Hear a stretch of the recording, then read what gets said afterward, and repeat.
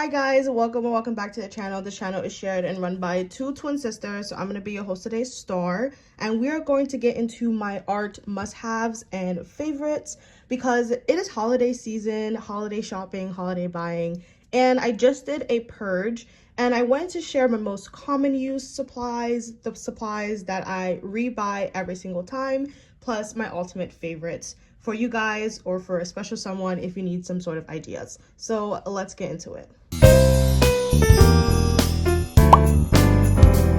While this is not exactly a must-have, this has definitely gotten me through a bunch of art struggles and times. So this was provided to me by my work. It is a canvas cloth, a canvas sheet. A couple of years ago, I mean still to this day, but a couple of years ago when I started this specific art program at the work that I do at the nonprofit that I'm at, we were given a lot of supplies. I think it's because it was like pandemic, and so getting stuff ourselves or using what we already have might have been a little tough. So we were provided a lot of supplies, and one of it was this canvas cloth. I use this a lot in videos for when surfaces are a little too dark and the lighting is not too well. I don't want to make the overall vibe and the piece hard to see, so I would lay this out. Obviously for this specific type of desk that's not needed, but for something like a dark black desk or a brown table, this has definitely come in clutch several times. Or even a see-through glass desk, I've used this a couple of times over that for videos. Definitely it has gotten its use and it's not quite pristine anymore, but it got me through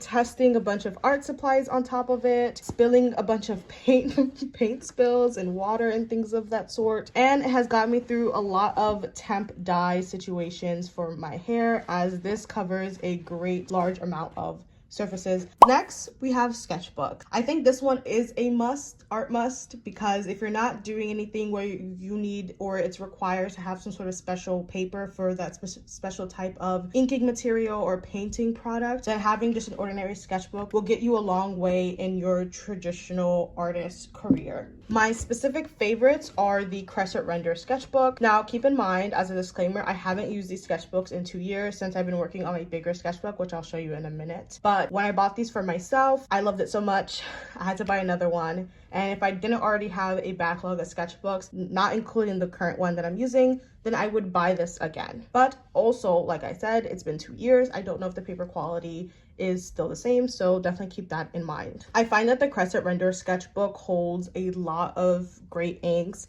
in terms of Poscas, other types of markers, paints without any sort of bleed through or ghosting. I'm gonna do a quick flip through so you guys can kind of get that idea, but yeah, it holds a lot and it holds a lot very, very well. If you're the type of person who is particular about ghosting and bleed through in your sketchbooks, you might want to check this one out. So here I have this little drawing of Stitch from Lilo & Stitch. And if we flip to the opposite side, you do not see that at all. You can see here it holds color pencils quite well as well. No bleed through or ghosting of that, but most sketchbooks are going to be that way regardless. We have marker usage here. Flipping to that other side, that is not shown at all. These are some Posca pens. So if we flip to the other side, that is not shown. This is part of a painting my little sister did in my sketchbook. So if we flip to the other side of this page, that isn't shown at all. I also do a quick flip through of my second sketchbook of this one, just because I use a lot more heavier products because I realized how well the first sketchbook held up. So here are my swatches. Moving to the other side of the page, none of that is showing. No bleed through, no ghosting. These are done with Prismacolors, nothing shown. We have some slight marker usage, nothing shown. Some pen work. As you can see, I feel like I'm a broken record, nothing being shown. Then if we get into some painting, no ghosting, no bleed through. Same thing with this painting as well.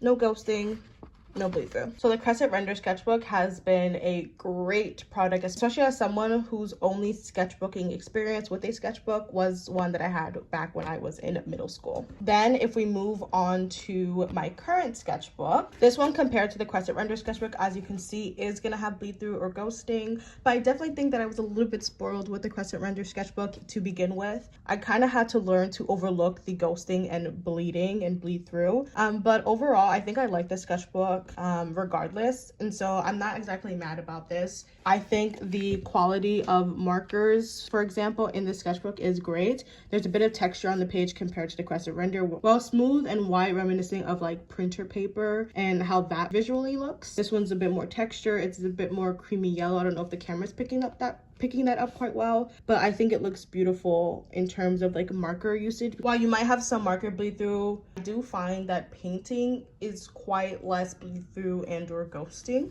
If you hold it up to the light, you will see the opposite side, but as you place that page down and you quite look, yes, you see that big block of like shadow, but nothing particularly is showing through, so you can relatively use the other side of the page quite normally. Due to the fact that there is ghosting and bleed through in this sketchbook, it's definitely allowed me to be more adventurous and experimental with the type of stuff that I use in the sketchbook, just because I have to embrace the imperfections regardless, because of the fact that ghosting and bleed through are going to happen depending on the type of materials that I'm going to be using in the sketchbook. Along with the fact that there's ghosting and bleed through in the sketchbook, given its size compared to what I was used to before, like I said, it's definitely allowed me to be a bit more adventurous and experimental in the type of stuff that I'm doing in the sketchbook to ensure that I'm utilizing as much space as possible. So even though something like this I would say are my sketchbook faves, even though it has been 2 years since I last used a crescent render sketchbook, I would consider a sketchbook of any large scale as well as an artist must have, so you have a lot of space to do a lot of different things. So that has been the sketchbook section, and let's move on. Let's move on to notebooks. And while I do have like a notebook and a journal that I use separately that aren't really anything special or particular that I'm going to show in this section, along with notebooks that I utilize in my everyday life plus my artist life, are bullet journals. And so I wanted to share that with you because I definitely shared shorts, TikToks, and all that sorts of me doing bullet journal setups. And I think that it's one of the artist must-haves that I think is important. So the first type of bullet journal that I have, I believe might be an Artist Loft bullet journal. I cannot remember, but I do remember that I got it from Michael's. So I started this bullet journal for the first time, and I started bullet journal for the first time ever May of 2019. It's a little bit, not actually too bad. I quite like the spreads. A lot of the spreads in the beginning were very minimal, very little color, just because I didn't know what I was doing. This bullet journal, compared to the ones I'm about to show you next, is more of a white paper. It's a dotted grid one, and it's also wider compared to my current bullet journal that I'm utilizing at the moment. I'm just going to show you some of my favorite pages, or some of the pages that I think might be necessary in terms of what you want to track and what you want to do for your life. So something like a mood tracker could be very helpful. Even though I don't utilize it anymore, something like an expense tracker could be helpful, especially if you're a small business and you need to keep track of your stuff, or you're someone that is buying a lot of supplies and you want to just keep track of your finances and your budgeting goals. I think if you're the type of person who doesn't really want to carry a sketchbook or doesn't know what to do with, I think a bullet journal is a kind of perfect blend and balance of the two. You have a space to do a full page spread or a bunch of spreads of just like full illustrative drawings, as well as spaces to write down all the things that you need to do. While you won't see a lot here, but my current bullet journal, I utilize it a lot more for my art life. And since I run 2 YouTube channels with my twin sister, this channel that you're watching currently right now, which is our art channel, and our second channel, which is going to be linked down below always, it's called Gen Star. It's a commentary review channel. I like to plan out my video scheduling. I like to bullet journal ideas about what I want to do and kind of flesh that out before I fully integrate it into my Notion board. I'll link our Etsy digital online store where you can find several of our Notion templates down below. Given the size of this bullet journal and my next one, I'm able to fit a bunch of years into one notebook. And so this one ran from, like I said, May 2019 up until September 2021. After that bullet journal, I utilized this one. Excuse these scribbles. Also, this is upside down, but my little cousin did that. This bullet journal ran from April 2022 up until the current December 2024. If we compare sizes, this is how it looks like in relation to one another. together. This one compared to the previous one is a bit more creamier. I think the camera is picking up a bit more whiter than it's supposed to be, but it's also a dotted grid. I think the dots show more on this paper as opposed to the previous one. So what I find with bullet journaling, and this one in particular, like I said, compared to the first one, I use this one more for my artist's life as a mix with my school life. And then after I kind of plan and brain dump everything that I'm currently thinking of in that moment, I integrate everything cleanly into Notion. I do find, compared to the previous bullet journal, that I do quite like this style of bullet journaling a little bit better. Something that is a little bit longer but not too wide. And I find that a lot of the materials that I use just works better with this paper. I think it's because this one's a bit more stronger than the one that I got at Michael's. Also, I think my creativity and my art style definitely evolved compared to that first bullet journal. So I like more of the spreads in this one. I think it's because a lot of the materials held up a lot better in terms of like bleeding and ghosting and stuff like that. And so I was able to do a lot more large illustrative spreads compared to what I was able to do before. As you find as I'm flipping through, I did utilize typical bullet journal pages like expense trackers, habit trackers, mood trackers, things of that sort, weekly spreads. But as I moved on, I realized stuff like that don't really work for me. And so near the end of my bullet journaling, I guess, trajectory, my bullet journaling life, I realized that as long as I have some sort of cover, which is not 10 out of 10 necessary for me, some months I don't even do some sort of cover spread and I just kind of jump into like a calendar spread. But some sort of cover spread, a calendar spread, a place to have notes right next to that calendar spread, especially if it's something that I need to jot down for the next month, and then having 1 to 2 page full spread of a brain dump so I can just write everything that's in my mind in relation to school, in relation to art, in relation to our other commentary channel, or just habits and hobbies in general, or anything in my life that I need to track down. I give myself the space to do so. Usually I only take up 2 pages, but if I obviously need more, since I don't plan ahead, I can then move on to another page, continue that fact. And then once the next month starts, I can move on to setting up for that next month. So here is my current December. I already have a short on this. A lot of the shorts that I have done for my bullet journal spread have been within the sketchbook. And like I said, I've realized and learned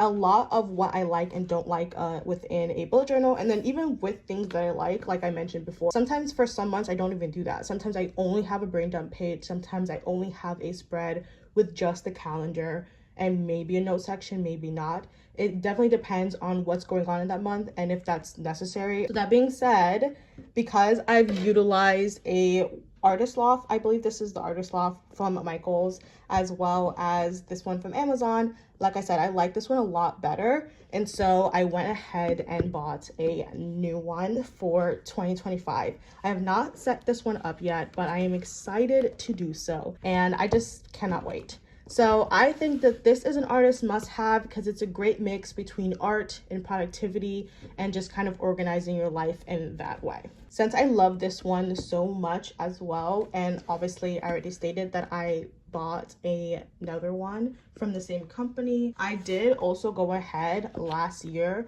and bought another book from the same company, but this one is slightly different in terms that it's not a dotted grid one. It is just blank smooth paper, and I'm using this one as like a second mini sketchbook.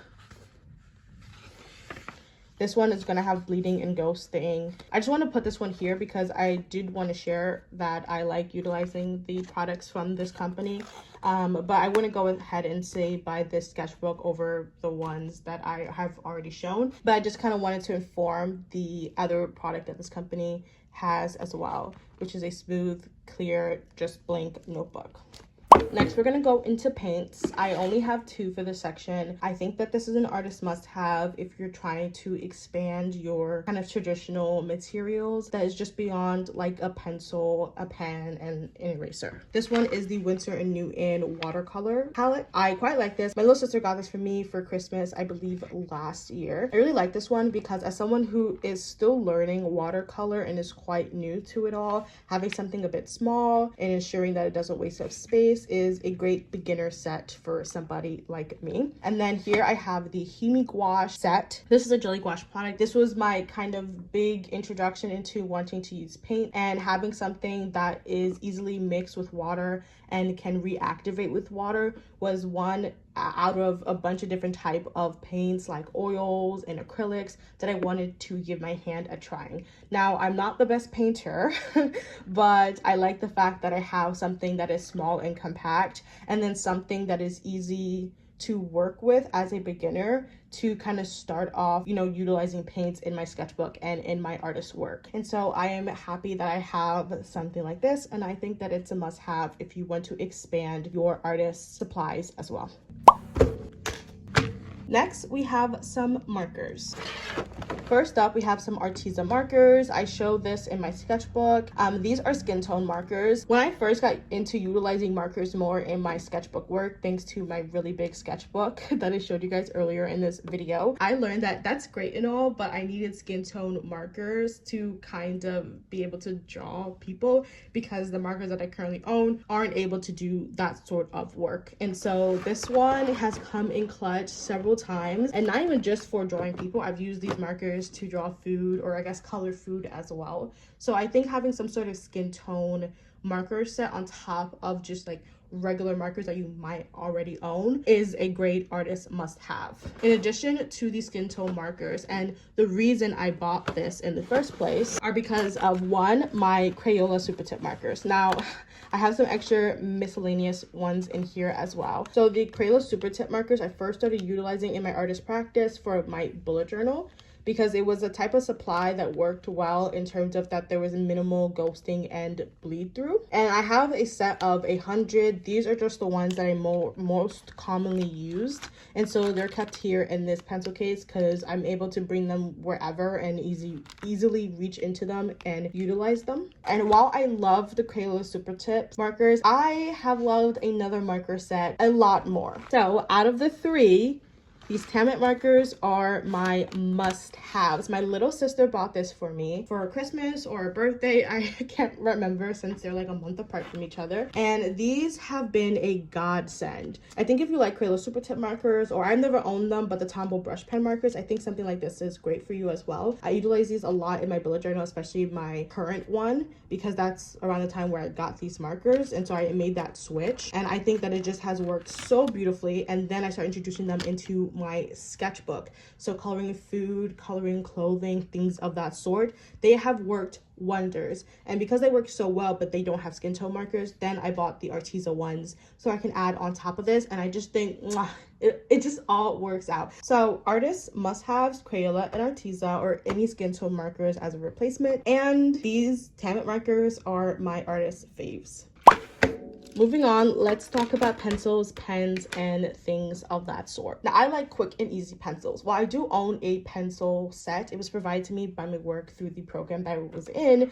I like something quick, cheap, and that's just gonna get the job done, because I'm not particular in the type of pencil quality in terms of what I do traditionally, because it's all gonna work out the same. So this one is from Dollar Tree. I have several of these pencils, and then these are from 5 and Below. So I own a pack. I don't remember how much came in the pack, but it was about $5 at 5 Below. This pen from Dollar Tree, got a pack of like 5 or 6 for $1. Then a little bit more expensive compared to what I just showed, but these are the Prismacolor Kohl Erase Erasable Colored Pencils. If you want a little bit extra oomph in terms of having colored sketches, I think these work great. Plus they're erasable, so you don't have to be particular or strict or rigid in how you're going about sketching if you're, you know, scared that you're gonna mess up your page or anything like that. I think these are a great addition on top of just having something regular and simple in your collection. So these are artist must-haves.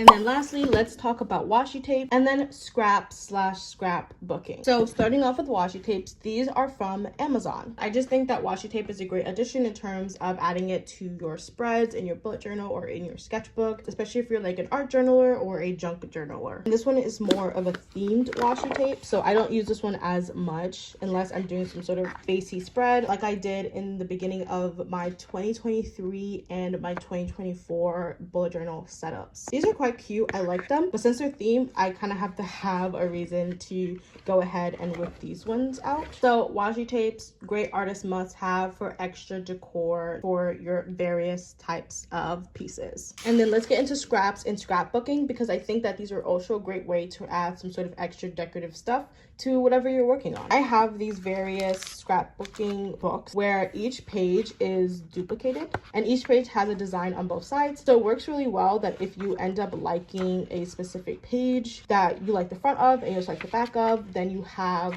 2 pages to cut stuff out and show the front facing part of it, or cut stuff out and show the back facing part of it. And so each book are definitely floral themed, but the style and colorway and just vibes are definitely different, and they can provide you with either inspiration or things that you can just take and add on to whatever you're already currently working on. Hi, so it is Editing Star here. I realized that I forgot to talk about that little piece right at the top, which is part of a different scrapbooking set. So I'm going to play some footage from earlier this year when I did the whole unboxing. I had a whole video dedicated to like scrapbooking in my sketchbook to kind of show more of these pieces in detail. I wanted various stickers, various like pieces that were different sizes, and so this one really came in handy. This one was more like botanical greenery type theme, vintagey as well. I differed enough from the books, even though the books were also very floral theme as well, but it differed enough that I justified the price. Plus it also came with a lot more stuff, I think for like $1 to $2 less. But yeah, I just wanted to mention that because I completely forgot to do that. So I'm doing this off the dome, and so I'm doing this while I'm editing the video, so apologies about the quality, but I wanted to mention that. On top of buying something, I think utilizing what you already have works 10 times better. So this is a piece of scrap that I took from my sister, who has these long scrap rolls similar to like a Christmas wrapping roll that she got from Dollar Tree. It's a really huge roll for just $1 or $1.25, and I just took a piece of it and I'm chipping away, utilizing it every chance that I can take. And if it's not something like this, I also utilize the medication bags, like something that you would get from CVS that would have your pills inside. Obviously when I take my medication out, I take that bag, rip it up, and utilize it any way possible, either in my bullet journal or in my sketchbook or anywhere else. I think that if you're into like junk journaling and stuff like that, something like that medication bag would be great for you, because then you don't throw it out and you can just repurpose it. I'm adding the washi tape and scrapbooking products in this section of the video because I think it's a great alternative to maybe physically drawing in your book, or a great way to add decorative pieces on top of whatever you're working on currently. I think all of that is great. This set particularly did come with stickers, and so all of that will be linked down below, as well as every product that I show in this video. Now for the second to last section in this video is going to be art books, encyclopedias, and things of that sort to get art inspiration. So to start off the art books and other books of our collection is going to be the 3 books I bought last year at Target: A History of Manga, the DC Comics Encyclopedia, and Marvel Encyclopedia. I bought these primarily because we are fans of the content produced within these media, whether it be for reading material or a show or a movie, and we just wanted to expand our already existing knowledge. Because as much as I love to consume comics, animes, manga, and superhero content as a whole, I don't know everything, but this has also doubled great, not only to just expand our prior knowledge, but as a great art source for inspiration as we develop our own characters and our own styles, especially our superhero-based characters. So next, my sister has this Action Comics 1000 Deluxe Edition.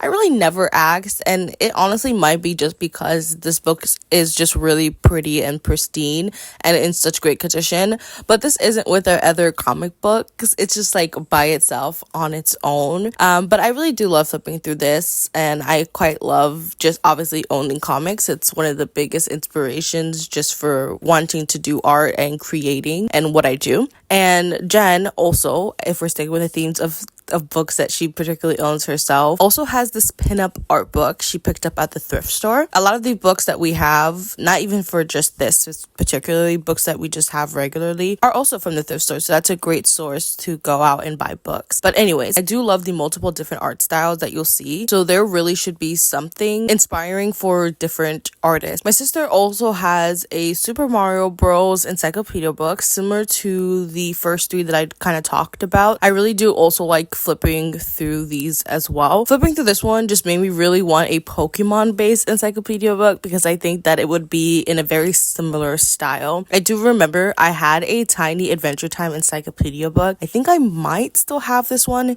If it's not in like storage, it's probably lost to time, which kind of sucks. But this Super Mario one reminded me of that one. The second to last book that she has is this Assassin's Creed Origins book.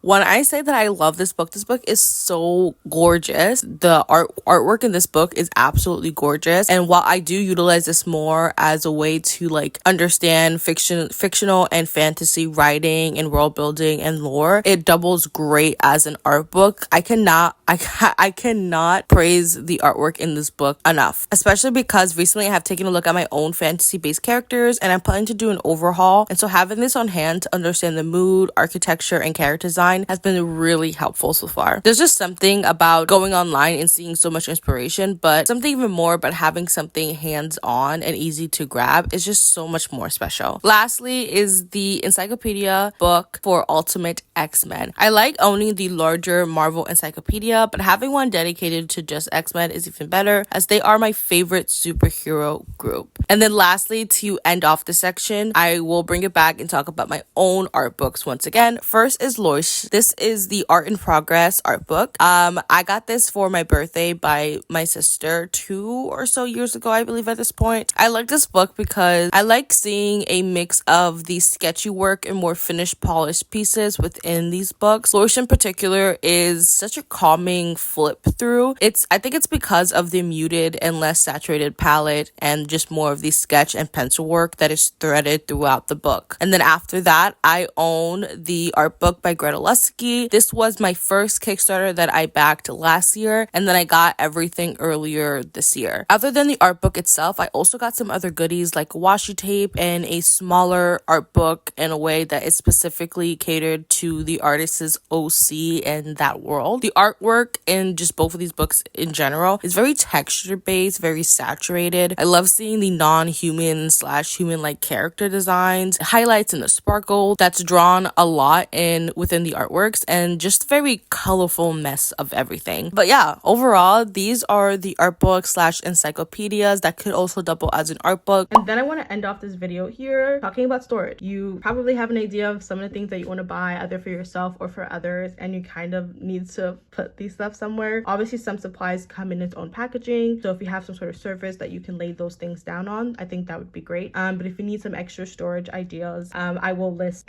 what I can here. So the 3 that my sisters and I mainly use is an art bin, wall crates, and then some sort of desk organizer. For the desk organizer, it's pretty big and spacious that we're able to fit like highlighters and pens and pencils in there as well. And like I said, these pens, pencils, stuff like that are stuff that we have either from Dollar Tree, like I only have that one pencil pack that's from Five Below, like I mentioned earlier, or it's supplies that we've had from just over the years, like pencils and pens we've had for like middle school and high school that we just still own. That desk organizer also has a base that we have all of our post-its. These post-its that we have are either from over the years or they're from Dollar Tree, and then it has a little drawer at the bottom that we just mainly put like rubber bands and little knickknacks in there, as well as erasers, which I also bought from Dollar Tree. Next we have is wall crates. We own 6. 3 of them are used to just remove typical stuff off of surfaces like perfumes, lotions, skincare, things of that sort, and 3 of them are used for my sister and I to have our various art supplies. My sister has a wall crate just by herself.